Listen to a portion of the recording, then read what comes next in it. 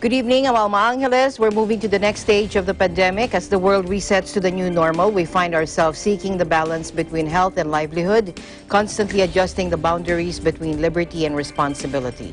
Here are tonight's news.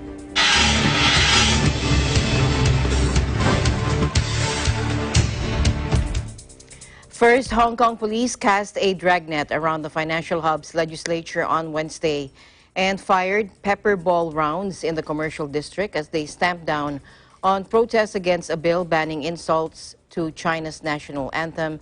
Now, this latest unrest comes days after China announced separate plans to impose a sweeping national security law on Hong Kong following last year's huge and often violent pro-democracy rallies.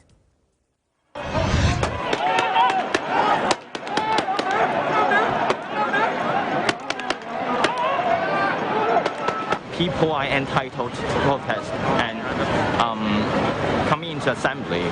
So I think this is definitely an abuse of power that blocking all the peaceful assemblies and all the application for rallies. For now, it is important for us, for people, to realize it is time to protest.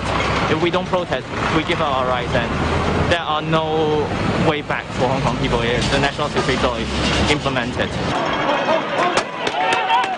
Wednesday's protests were sparked by a debate over a new law that will criminalize insults to the national anthem with up to 3 years in jail. The latest measure, activists say, is eroding freedoms in the city. Hong Kong's pro-Beijing government has vowed to pass the national anthem law as soon as possible, and Beijing has been infuriated by Hong Kongers, especially football fans, booing the national anthem to signal dissatisfaction with China. Now, police surrounded the city's legislature with water-filled barriers and conducted widespread stop and search operations in a bid to deter mass gatherings. Small flash mob rallies in the districts of Causeway Bay, Mongkok, and Central, the latter broken up by officers firing crowd control rounds filled with a pepper-based irritant. Police said 240 people were arrested on suspicion of holding an unlawful assembly. Live images earlier showed many of those being led away were teenagers. Now, public gatherings of more than 8 people are currently banned under emergency anti-coronavirus measures, although the city has halted its outbreak. Chinese authorities and the Beijing-backed government in Hong Kong say there is no threat to the city's high degree of autonomy and that the new security laws will be tightly focused. Let's listen in. Third question, Hong Kong is a free society. Hong Kong will remain to be a very free society where freedoms of expression, freedom of protest, freedom of journalism will stay. If we want to protect the majority of the people, then if the minority of the people, indeed a very small minority of people, are going to breach the law, to organize and participate in terrorist activities, to subvert the state power, then of course they have to be bounded by the needed legislation, that Hong Kong's freedoms will be preserved, and Hong Kong's vibrancy and core values in terms of the rule of law, the independence of the judiciary, the various rights and freedoms enjoyed by people will continue to be there. Some of the things that you have said about mainland agencies coming down to arrest people, undergoing protest, and they will be arrested, calling the chief executive to step down at the moment are your imaginations or things that have been said by some people. We are a very free society, so for the time being, people have this freedom to say whatever they want to say. So protest itself is an expression of freedoms and rights and opinions if it is done in a legal way, okay? You must observe the law. Everybody has a right to observe the law. So it is just not quite reasonable for you to ask me to guarantee that a certain type of protest will be allowed and another type will not be allowed. It has to depend on the circumstances and whether it has been done in a legal fashion. Under the one country, two systems model agreed before the city's return from Britain to China, Hong Kong is supposed to be guaranteed certain liberties until 2047 that are denied to those on the mainland. The deal fueled the city's rise as a world-class financial center and gave Chinese companies a crucial channel to raise capital. But in recent years, political unrest has swept through the city, something Beijing's communist rulers are determined to end. And the legislature was blockaded and later trashed by demonstrators during last year's protests as officials tried to fast-track and eventually scrap bill allowing extraditions to the authoritarian mainland. Police said officers uncovered some Molotov cocktails as well as other illegal items such as the masks, gas masks, hammers, and flyers during stop-and-search operations Wednesday. Now, a common chant at protests over the last year has been "Free Hong Kong, Revolution of Our Times," a cry that encapsulates frustration with Beijing's rule since the city's 1997 handover by Britain. But activists fear such calls might be considered illegal given the broad definition of subversion. In an interview, Elsie Leung, a former Secretary for Justice, said activists seeking to undermine the local government might be covered by the law. Is that the carrying out of the law concerning protecting national security would not affect people's freedom. And the business would be as usual, so long as you are not that minority against which the law would be punishing. If you don't carry out any act of secession, subversion, and terrorist activities, or interfering in Hong Kong's affair by encouraging and inciting secession, subversion, and so on, then I don't think you have anything to worry about. We haven't got the draft legislation yet, but I believe that if you subvert the Hong Kong government for the purpose of affecting national security, that is very much within the purpose of the law. But I don't think it's the chanting of the slogan itself that is so important. But when chanting of slogan coupled with other behavior, that might well amount to subversion of Hong Kong government. Well, national security means anything affecting the whole country. We have different legal system, we have different judicial system, but insofar as national security is concerned, I cannot see two levels of national security. As the explanatory memorandum explains, it is in view of what happened in the past 12 months, since 2019, and then it's revealed that there's people whose behavior are affecting national security. So that it's necessary to prevent and stop them from doing it. Further protests are expected despite anti-coronavirus measures banning large public gatherings. Meanwhile, U.S. President Donald Trump warned that Hong Kong could lose its status as a global financial center if a proposed Chinese crackdown goes ahead, and promised a very interesting U.S. response within days. Take a look. And I know it's been so I went directly to the president to get an answer on this, and he said to me that he's displeased with China's efforts and that it's hard to see how Hong Kong can remain a financial hub if China takes over. So which means what? Would the United States change its relationship with Hong Kong? So I have no further announcements as to the precise action that the president will be taking, but he did want me to share that with you this morning, or this afternoon, I should say. Yes.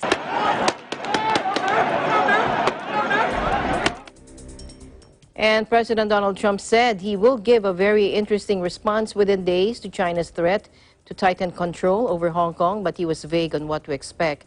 The U.S. has spoken out strongly against Beijing's plan for tightening its grip on the semi-autonomous territory. Take a look. John. Mr. President, can you tell us what you plan to do regarding sanctions against China for its pending actions against Hong Kong? And do you also intend to put restrictions on F&J visas for students and researchers coming into the United States from China?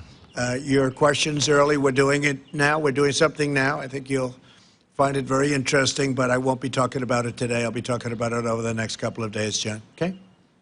But it's a very important question. Yes, please.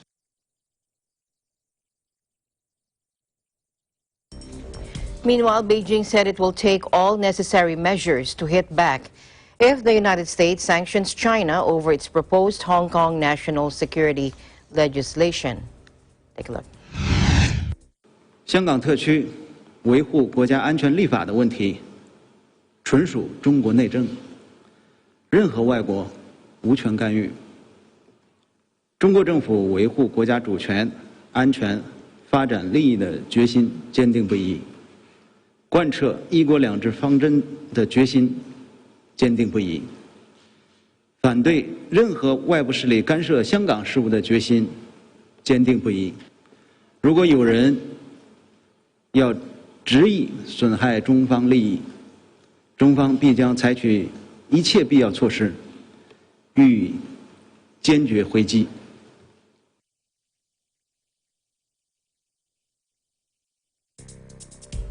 In other news, Brazil's health ministry said it would not change its recommendation to treat coronavirus with hydroxychloroquine, despite the World Health Organization deciding to suspend trials of the drug over safety concerns. Remaining calm, and there will be no change to the Brazilian guideline issued last week. That is according to Health Ministry official Mayra Pinheiro during a news conference. Ms. Pinheiro questioned the Lancet study, which analyzed the medical records of 96,000 patients across hundreds of hospitals. Like his U.S. counterpart, President Donald Trump, Brazilian President Jair Bolsonaro has touted the supposed benefits of hydroxychloroquine and a related drug, chloroquine, against the new coronavirus. Studies, however, have questioned their safety and efficacy against the disease, including one published Friday in respected medical journal The Lancet that found the drugs actually increased the risk of death. Now, that led to the WHO to suspend a worldwide clinical trial of hydroxychloroquine as a COVID-19 treatment on Monday. The guideline recommended doctors in the public health system prescribe either chloroquine or hydrochloroquine from the onset of COVID-19 symptoms. It was issued shortly after the resignation of former Health Minister Nelson Taik, who reportedly quit over President Bolsonaro's insistence on pushing the drugs despite a lack of solid evidence. He was Brazil's second health minister in less than a month. Brazil reported the highest daily COVID-19 death toll in the world Tuesday, with 1,039 people killed. The fifth straight day the country has topped the list. Meanwhile, India's top biomedical research body backed the use of the anti-malarial hydroxychloroquine as a preventive against coronavirus after the WHO suspended clinical trials of the drug over safety concerns.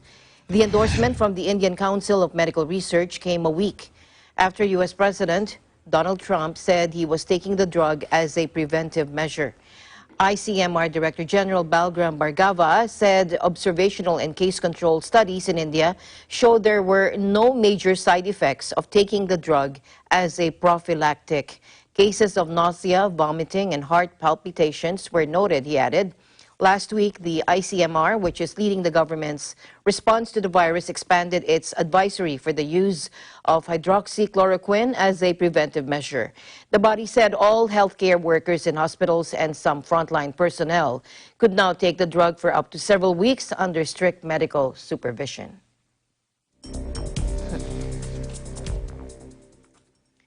More than 50 BC British Columbia community destination marketing organizations severely hit by the COVID-19 travel bans and restrictions will be supported with a grant from the province. Joining us live from British Columbia, Canada is Jeanette Duazo. Hello, Jeanette. Hi, Alma. Good evening. How are you doing? I'm good, thank you. And good morning from British Columbia. So for my update today, May 24 to 31, 2020 is Tourism Week in British Columbia. As in other places around the world, tourism is one of the most hit sector of the economy by COVID-19. Due to COVID-19, there are 59 British Columbia community destination marketing organizations that were severely impacted by travel restrictions. These organizations are not for-profit organizations promoting tourism in their respective regions. They rely on funds charged to visitors by hotels and other types of accommodation through the municipal and regional district tax. As we all know, hotels are closed. In British Columbia, many hotels transitions to creating safe shelter for frontline workers and homeless people. So just to give a big picture about tourism industry in British Columbia, in 2018, British Columbians spent about $7 billion on international travel, including day trips to the United States. Likewise, about the same amount international travelers spent in British Columbia in the same year. The province announced that it will be helping the tourism industry with a $10 million grant. Destinations BC, a provincially funded destination marketing organization whose mandate is to support and promote the business of tourism throughout the province, is leading the sector to help recover through its three-phased marketing approach: response, recovery, and resilience. So Destination BC put a campaign out inviting people to explore and visit local businesses within their community. Some places showcase their communities online and encourage people to plan a visit at another time. One example is the famous Stanley Park in Vancouver, which is almost always a part of visitors' itinerary in Vancouver. They have schools and public programs that connects thousands of people with nature through their Stanley Park Ecology Society. So at the moment, they have online events like Stanley Park Owls and Urban Coyotes, which they charge for with varying fees based on what the participants want to see. So as I mentioned earlier, about $7 billion were spent by international travelers in British Columbia. And tourism contributed over $20 billion in revenues to British Columbia's economy. So at the moment, people who have been hit or bit by the travel bug in the past, exploring new places and experiencing new things, would have to stay within their own communities, within the province, to explore local experiences, support local businesses to buy made-in BC products. And that's for now. So we'll wait till the next phase of this approach. Alma, back to you. All right. Thank you very much, Jeanette, for your updates. Thank you. Thank you for your time. Thank you for having me in British Columbia, Canada. Jeanette Duazo, Eagle News. We live in interesting times. And staying in Canada, Prime Minister Justin Trudeau said he was disturbed by new report from the Canadian military that paints a picture of severe neglect inside several of Ontario's long-term care homes struggling with COVID-19. Let's listen in. We will be members of the Canadian Armed Forces are doing an incredible job, just like always. They are serving with distinction for our grandparents, our parents, our elders. In Ontario, they've made some extremely troubling observations about several long-term care facilities in which they've been serving, and we have shared this information with the provincial government. As I've said many times, we need to do a better job of caring for the people who built this country. The greatest generation saw us through World War II. We need to be there to support them properly through this global crisis. I spoke with Premier Ford on this earlier this morning to let him know that, of course, we would be there to help as he takes action on improving care for seniors in long-term care centres. The military report said that in one extreme case, a patient was believed to have choked to death while being fed lying down. Attempts to revive him failed. Soldiers said they also found significant fecal contamination in numerous patient rooms and dirty diapers, often leading to skin breakdown. Medical charts were inaccurate and families were given wrong information. Residents who tested positive for the coronavirus were allowed to roam around their respective care homes, risking infecting others. Nurses and support workers were also observed not changing their masks and other personal protective equipment for several hours as they moved between patient rooms. Elderly care homes have accounted for about 80% of all COVID-19 deaths in Canada, which topped 6,700 on Tuesday. Nearly 300 Army doctors and nurses were sent to work in the Ontario care homes. Another 1,500 went to homes in Quebec.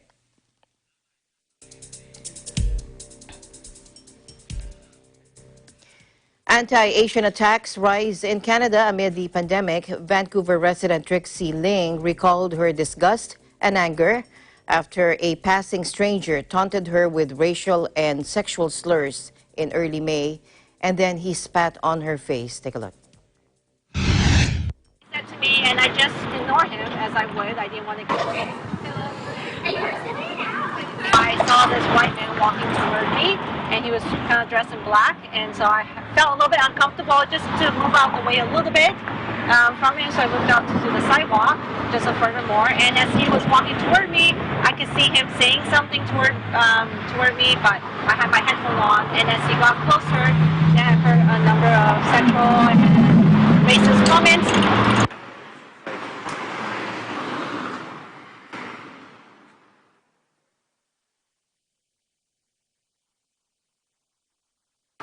When we directly walked past each other, he spat on my face, on the side of my face.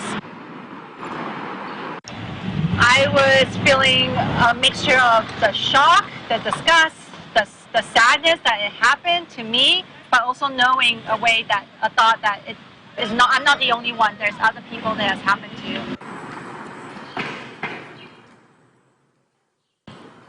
It is absolutely unacceptable to see this increase in people taking it out, their concerns, their frustrations, on people of color, people of a different religious perspective, people of a different sexual orientation.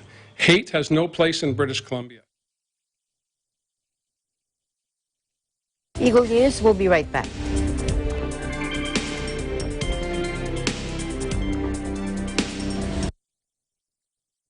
Mula noon hanggang ngayon, gabay natin ang MTRCB ratings sa matalino at responsableng panonood.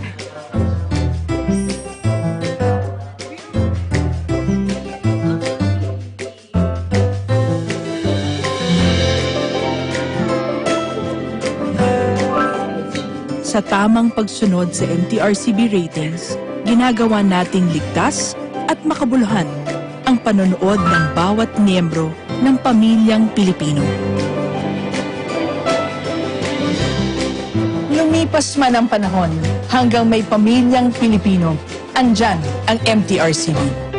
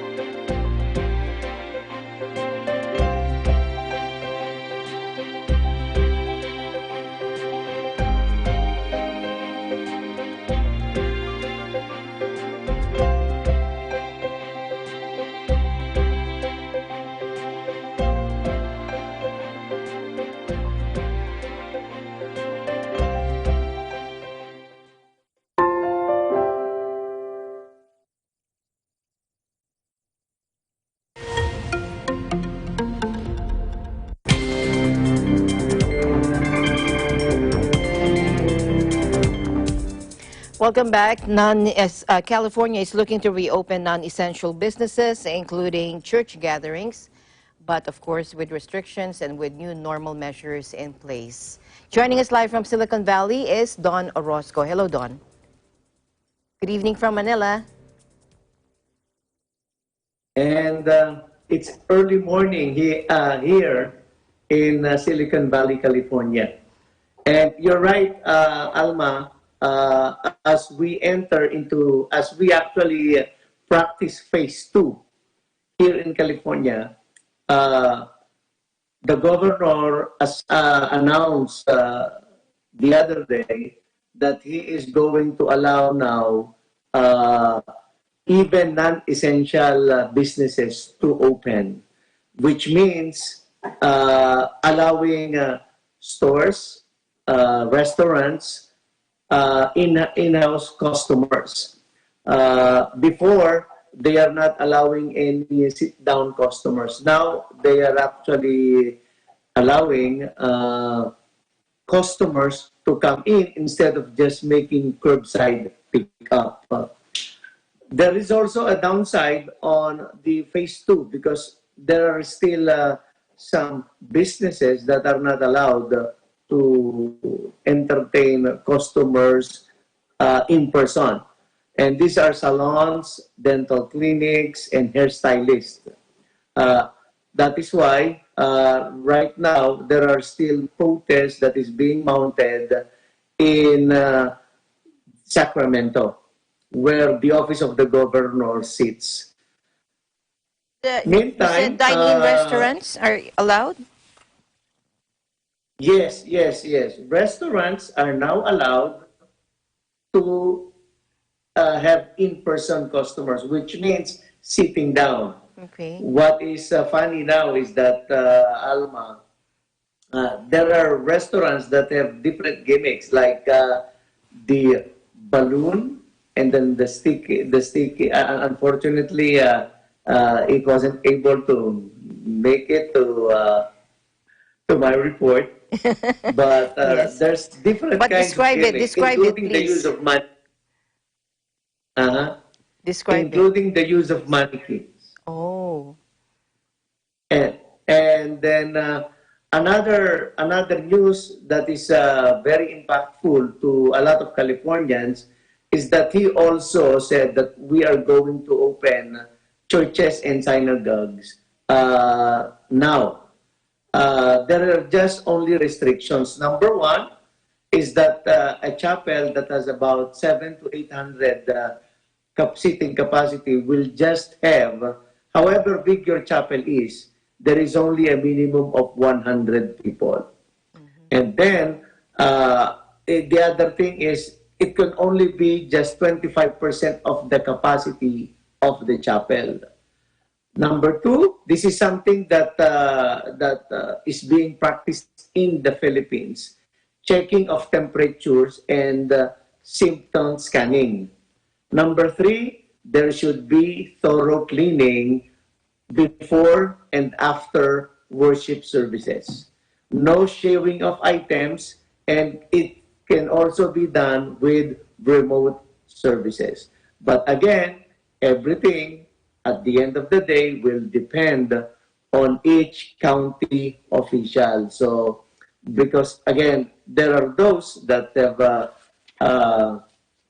high incidence of cases, like here in the Bay Area. We have about 12,540 cases. That includes 6 counties around the Bay Area, which is part of Northern California.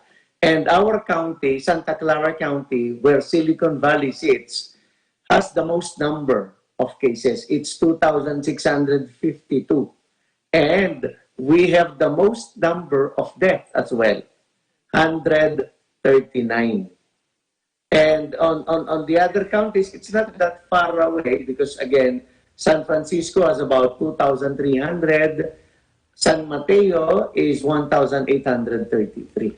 So those are the numbers in terms of cases here around the Bay Area. And finally, I know I was just there very recently before the lockdown, and it was already scorching hot. And it is something that I would like to share with all of you, that it is equally hot here in the Bay Area. There is a record number of temperature. It is 100 to 105 Fahrenheit, or 35 to 40 degrees centigrade. That's how hot it is here in the Bay Area. And of course, the difference is that in the Philippines, it's kind of sticky, but here in the Bay Area, it remains to be dry. And that's the latest here in Silicon Valley. Reporting live, this is Don Orozco. Again, I would like to remind everyone, stay safe, stay home, and follow the guidelines because we live in interesting times. Thank you very much, Don. Meanwhile, a drug treatment called remdesivir that appears to shorten recovery time for people with COVID-19 is now available on the NHS. The drug is currently undergoing clinical trials around the world, including in the United Kingdom. And joining us live from the United Kingdom is Erica Celestino. Hello, Erica. Hi, Alma. That is right. British Health Secretary Matt Hancock says that the United Kingdom is beginning trials for an antiviral drug called remdesivir on selected patients of state-run health service. Let's listen in. 265,227 people have tested positive. That's an increase of 2,004 cases since yesterday. Sadly, of those who've tested positive for coronavirus across all settings, 37,048 people have now died. Yesterday, across the UK, 134 deaths were reported. But for the first time since the 18th of March, I am very encouraged to confirm that yesterday there were no deaths from coronavirus recorded in Northern Ireland. Today I can announce that we're beginning a new trial for selected NHS patients of an antiviral drug called remdesivir. There have already been some promising early results on coronavirus patients, with early data suggesting it can shorten recovery time by around 4 days. This drug treatment appears to shorten the recovery time for people with coronavirus. This drug is an antiviral medicine that has been used against Ebola. According to BBC News, Alma, UK regulators say there is enough evidence to approve the use of remdesivir in selected COVID-19 hospital patients, although the drug is currently undergoing clinical trials around the world, including in the United Kingdom. Quoting what Minister for Innovation Lord Bethel said, this shows fantastic progress. As we navigate this unprecedented period, we must be on the front foot of the latest medical advancements while always ensuring patient safety remains a top priority. Also, he added that they will continue to monitor this drug's success in clinical trials across the country to ensure the best results for the patients here in the United Kingdom. It's still not clear how much stock pharmaceutical company Gilead Sciences has available to treat UK patients, and allocation of this drug will be based on the advice of doctors. Still, according to BBC News, Dr. Stephen Griffin from the University of Leeds Medical School said it was perhaps the most promising antiviral for coronavirus so far. He said patients with the most severe disease would be likely to receive it first. In the United Kingdom, besides using this drug as a treatment for patients, it could also help the frontline NHS staff to prevent rather than treat infections. Back to you, Alma. All right. Thank you very much, Erica, for your updates. And thank you, EBC UK Bureau. Thank you so much, Alma. From the United Kingdom, I am Erica Celestino, and we live in interesting times. The Iglesia ni Cristo continues to be a driving force and a source of help and inspiration to people as they launch their aid to humanity in different parts of the world. This time in Russia. Joining us live from Moscow is Emmy Coloma. Hello, Emmy. Good evening from Manila. Hello, Alma. Good evening there. And hello po sa inyong lahat dyan. Yes. So, meron tayong lingap sa mamamayan na ginawa dyan sa Moscow, Emmy? Yes po. Iglesia ni Cristo here in Moscow, Russia, conducted aid to humanity to the brethren who lost their job because of the pandemic situation. The brethren showed their care and voluntarily gave their support to our fellow brethren. They used different ways how to reach the brethren due to lockdown restriction.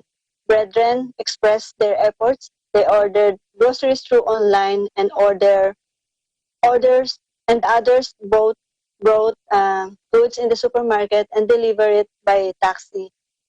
The aid to humanity led by their resident minister, Rex Smith Chris Catalasan. The brethren in Russia are mostly overseas workers and are enduring sadness and hardship of not being with their family, especially in this trying time, and to feel the love of the brotherhood is just what they needed.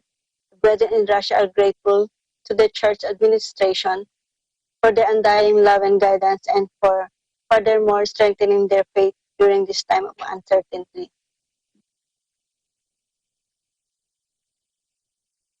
Back to you, Ate Alma. All right. Thank you very much, Emmy. Very inspiring indeed.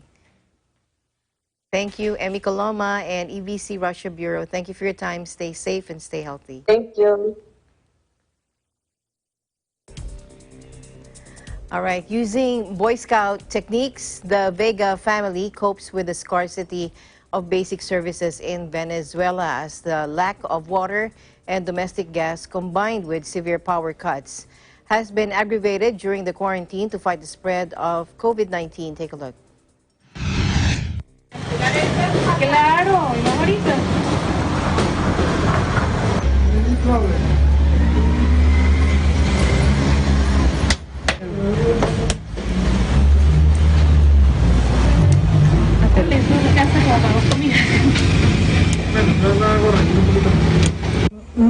Nunca me había imaginado que los conocimientos que tenía para impartir a los muchachos y que los muchachos vivieran una experiencia única en la vida de la naturaleza, me tocara que utilizarla para la vida diaria, pero gracias a eso estamos sobreviviendo.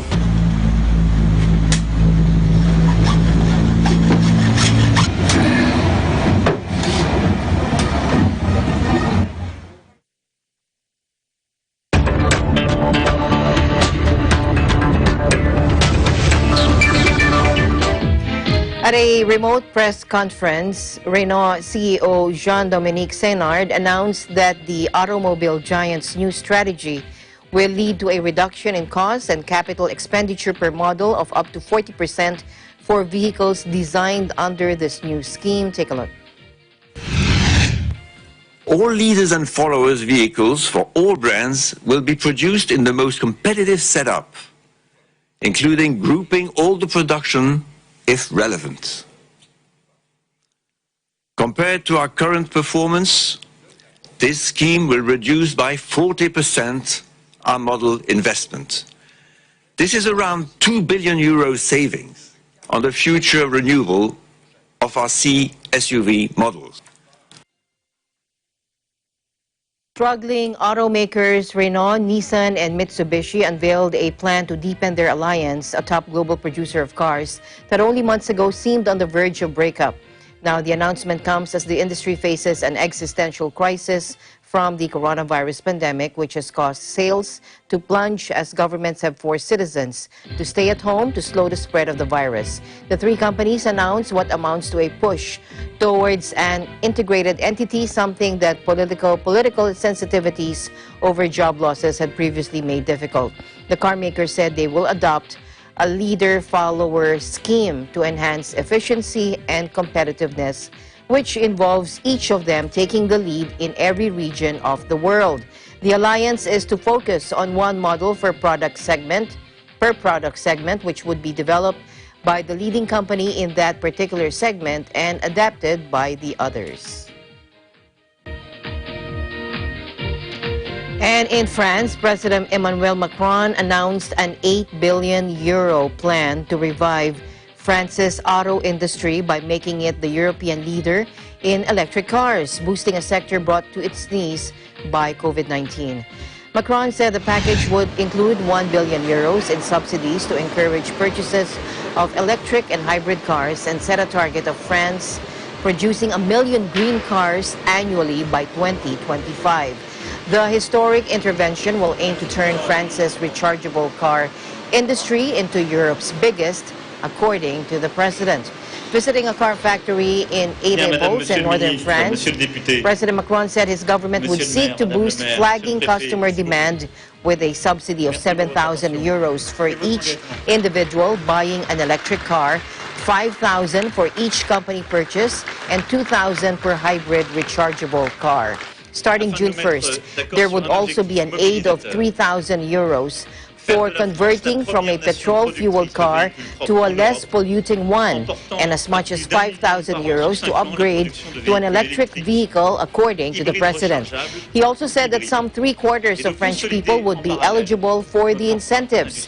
France, the home of Renault, Citroën, and Peugeot, has seen car sales and revenue slashed by some 80% as a result of the 2-month nationwide lockdown to curb the spread of the coronavirus, according to President Macron. By the end of June, some 500,000 cars will have gone unsold. He said this has never been seen by this sector, which represents close to 16% of the revenue of our industrial sector. The car industry in France is critical to the French economy, comprising some 4,000 businesses, 400,000 direct employees, and 900,000 in total.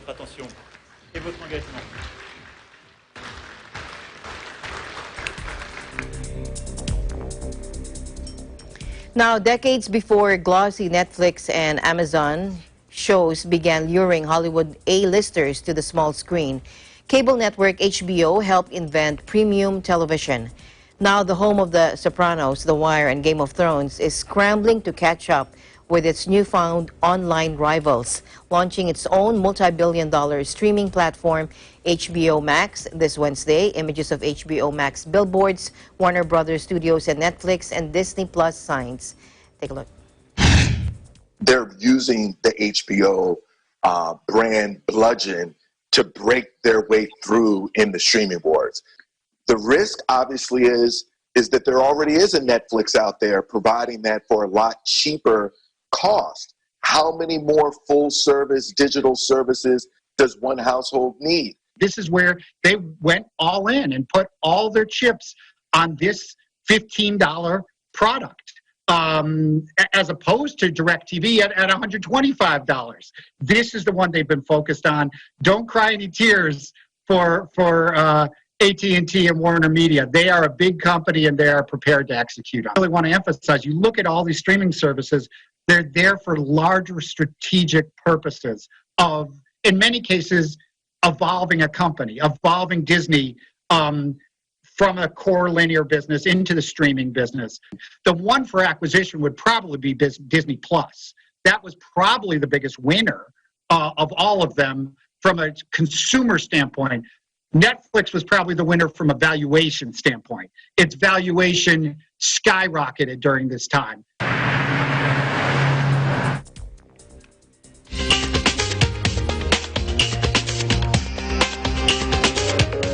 India is wilting under a heat wave with the temperature in places reaching 50 degrees Celsius or 122 degrees Fahrenheit, and the capital enduring its hottest May day in nearly 2 decades. The hot spell is projected to scorch northern India for several more days, according to the Meteorological Department, with severe heat wave conditions in isolated pockets. Let's listen in. Now, when it comes to heat waves in cities, apart from the trend of increasing extreme temperatures, cities have a tendency to trap heat because of the construction material that buildings use, that pavements use, as well as the fact that the number of heat-generating economic activities in the city has multiplied exponentially, especially in India when you... As global temperatures rise, heat waves are a regular menace in the country, particularly in May and June. Last year, dozens of people died. Met officials said Churu in the northern state of Rajasthan was the hottest place on record on Tuesday at 50 degrees Celsius, while parts of Punjab, Haryana, and Uttar Pradesh sweltered in the high 40s. Parts of the capital, New Delhi, recorded the hottest day in 18 years, with the mercury hitting 47.6 degrees Celsius. No deaths have been reported so far this year. But last year, the government said the heat had killed 3,500 people since 2015. There have been fewer fatalities in recent years. The country of 1.3 billion people suffers from severe weather or severe water shortages, with tens of millions lacking running water, to say nothing of air conditioning. Parts of Delhi and elsewhere regularly see scuffles when tankers arrive to deliver water. Last year, Chennai made international headlines when the southern city ran out of water entirely. And the heat wave adds to problems India already has dealing with the spread of the coronavirus. Last week, Cyclone Amphan killed more than 100 people as it ravaged in eastern India and Bangladesh, flattening villages, destroying farms, and leaving millions without power. Now, huge swarms of desert locusts, meanwhile, have destroyed nearly 50,000 hectares of crops across western and central India and may enter Delhi in the coming days. Take a look. More than usually frequent western disturbances, which brought in the rains and the moisture, as well as the cyclone, which brought in some more favorable weather conditions for locusts to breed, have really made this like a sort of bumper season for locust breeding. So it's inevitably linked, because without those events, you still have a growing locust problem, but you certainly don't have the range of locusts extending as far into the Indian heartland as it has this season. Huge swarms of desert locusts, meanwhile, have destroyed nearly 50,000 hectares of crops across western and central India and may enter New Delhi in the coming days. The northeastern states of Assam and Meghalaya are also currently experiencing floods, with more heavy rainfall forecast in the coming days. Now, the insects caused massive damage to seasonal crops in both states, devastating many farmers already struggling with the impact of a strict coronavirus lockdown. They destroyed harvests in the agricultural heartlands of neighboring Pakistan in April before entering Rajasthan. Smaller swarms are also active in a handful of states across India. A swarm of 40 million locusts can eat as much as 35,000 people, or 6 elephants, according to UN's Food and Agriculture Organization. Experts have warned the situation could worsen, with more expected to reach India via Pakistan from the Horn of Africa in June. And the warning center said India has not seen locust swarms on this scale since 1993, when it experienced a widespread plague. Meanwhile, India now has the 10th highest number of coronavirus cases globally, climbing more than 150,000 on Wednesday, with almost 4,500 deaths.